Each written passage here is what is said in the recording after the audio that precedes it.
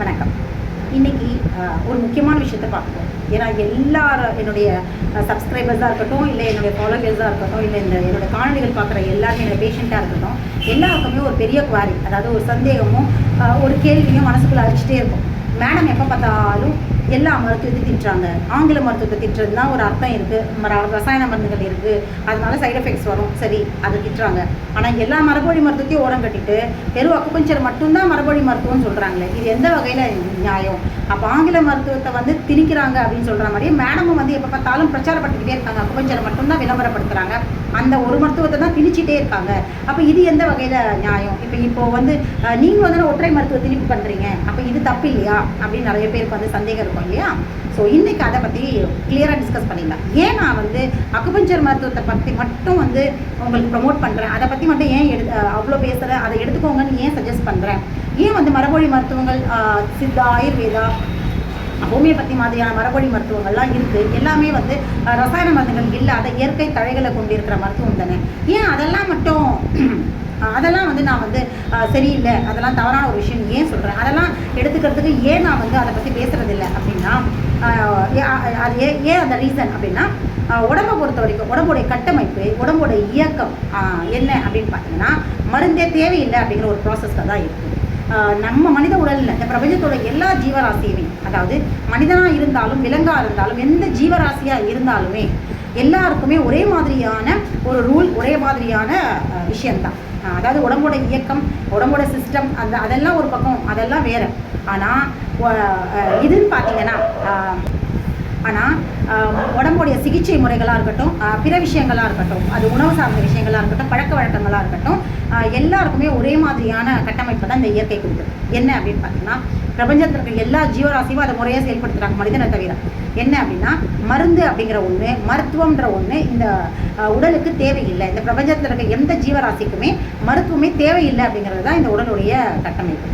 அப்போ ஏன் மேடம் நீங்கள் மட்டும் அக்குபஞ்சரை ப்ரொமோட் பண்ணுறீங்க, அக்குபஞ்சர் மருத்துவத்தை பற்றி எப்போ பார்த்தாலும் பேசிகிட்டு இருக்கீங்க, அதை ட்ரீட்மெண்ட் எடுக்கன்றீங்க, அப்போ அக்குபஞ்சர் மருத்துவம் மட்டும் எடுத்துக்கலாமா அப்படின்னா, இந்த அக்குபஞ்சர் மருத்துவமே எதுக்காக எடுக்க சொல்கிறேன் அப்படின்னா, இத்தனை காலங்களாக ரசாயன மருந்துகள், அதாவது ஆங்கில மருத்துவத்தோட ஆதிக்கம் வந்ததுக்கப்புறம், இந்தியாவுக்குள்ளே ஆங்கில மருத்துவத்தோட ஆதிக்கம் வந்ததுக்கப்புறம் அதிகப்படியான ரசாயன மருந்துகள் நம்ம எடுத்துட்டோம். அதுக்கு முன்னாடிலாம் ரசாயன மருந்துகள் அப்படிங்கிற ஒரு தேவை நம்ம பாட்டி காலத்துலேருந்து இருந்ததில்லை. பாட்டியோடைய எண்டிங், அதாவது ஒரு 60 வயசுக்கு மேலே தான் ஆங்கில மருத்துவமே இன்ட்ரடியூஸ் ஆச்சு, அந்த அளவுக்கு பரவலாச்சு. அப்போ அது வரைக்கும் அவங்க ஒரு டெலிவரிக்காக இருக்கட்டும், இல்லை காய்ச்சல், இது மாதிரி எதுக்குமே மருந்துகள் அப்படின்ற ரசாயன மருந்துகள், டெஸ்ட்டு, அப்புறம் வேறு எந்த ஸ்கேன், அந்த மாதிரியான எந்த விதமான ஆங்கில மருத்துவத்தோட பரிசோதனை முறைக்கோ சிகிச்சை முறைக்கோ அவங்க போனதே கிடையாது, தேவையும் பட்டதில்லை. அப்போது மனித குலம் தோன்றிய காலங்கள்லேருந்து ஒரு 2 தலைமுறைக்கு முன்னாடி வரைக்கும் மருத்துவமே தேவையில்லாத ஒரு சமூகமாக தானே வாழ்ந்தாங்க. அப்படியே தேவைப்பட்டாலும் கஷாயம் வச்சு குடிக்கிறது, இந்த மாதிரியான கை வைத்தியம் தானே செஞ்சுட்டு இருந்தாங்க. அப்போ மருத்துவமே தேவையில்லாமல் வாழ்ந்த ஒரு சமூகம், ஒரு தலைமுறை, கடந்த இந்த 2 தலைமுறைகளாக தான் நம்ம மருந்து எடுத்துக்கிறோம். அதுவும் எது எடுத்துக்கிறோம்? ஆங்கில மருத்துவம். ஆங்கில மருத்துவத்தோட ஆதிக்கம் இந்தியாவுக்குள்ளே வந்ததுக்கப்புறம் படிப்படியாக நம்ம எல்லாமே அதுக்கு அடிக்ட் ஆகும். ஆரம்பத்தில் சாதாரண ரொம்ப கம்மியான ஒரு டோஸில் ஒரு வீரியமிக்க ரொம்ப கம்மியான வீரியம் இருக்கிற ரசாயன மருந்துகளை கொடுத்துட்டு இருந்தவங்க படிப்படியாக இன்றைக்கி தொழிலாக மாறி, மருத்துவம் அப்படிங்கிறது ஒரு தொழிலாக மாறி, அரசியலாக மாறி, கார்ப்பரேட் கம்பெனிகளுடைய கைப்பிடிக்குள்ளே உலகம் முழுதும் இருக்கிற ஆங்கில மருத்துவர்கள் அவங்க கைக்குள்ளே போனதுக்கப்புறம் பலவிதமான ரசாயன மருந்துகள் இன்ட்ரடியூஸ் ஆகிடுச்சு. ஒன்றுக்கு பின்னாடி தேவையில்லாத சத்து மாத்திரைகளாக இருக்கட்டும், சின்ன விஷயங்களுக்கு கூட ரசாயன மருந்துகளுடைய பயன்பாடு இன்றைக்கி அதிக அளவில் வந்துருக்கு. ஸோ இந்த மருந்துகள், அதாவது ஸ்டிராய்டு மாதிரியான, மெட்ஃபார்மின் மாதிரியான, அப்புறம் ப்ரூஃபின் மாதிரியான, டிஸ்பிரின் மாதிரியான கடுமையான ரசாயன மருந்துகள் உடலுடைய மொத்த இயக்கத்தையுமே செயலெடுக்கக்கூடிய ரசாயன மருந்துகளை இன்றைக்கி பரவலாக கொடுத்துட்டாங்க. கூடுதலாக கொரோனா காலத்தில் தடுப்பூசி, அது ஆய்வுபடுத்தப்படாத தடுப்பூசி, வேக்சினேஷன் பற்றி நிறைய பேசியிருக்கோம். இதுக்கு முன்னாடியே எல்லா வேக்சினேஷன் தடுப்பூசிகள் எல்லாமே பலவிதமான சைட் எஃபெக்ட்ஸ் இருக்குன்றதை ப்ரூவ் பண்ணியிருக்காங்க. அப்போது அதெல்லாம் ஆய்வு பண்ணி ப்ரூவ் பண்ணதுக்கப்புறம் கூட இன்றைக்கி பயன்பாட்டில் இருக்குது.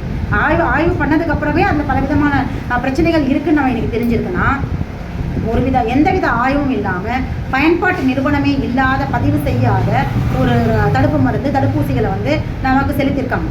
ஸோ அதோட சைடு எஃபெக்ட்ஸில் இன்றைக்கி நிறைய மரணங்கள், நிறைய தொந்தரவுகள், அதாவது தீர்க்க முடியாத தொந்தரவுகள், மறைமுகமான தொந்தரவுகள். அதாவது எதனால் இந்த திடீர்னு ஹார்ட் அட்டாக் வந்தது, எதனால் வந்து கார்டியாக் அரெஸ்ட் ஆச்சு, எதனால் குழந்தை இல்லை, இந்த மாதிரியான ரீசனே இல்லாமல் இன்றைக்கி நம்ம எல்லாருமே சிரமப்பட்டு இருக்கோம். இதுக்கு காரணம் என்னன்னு பார்த்தீங்கன்னா கடுமையான ரசாயன மருந்துகள்.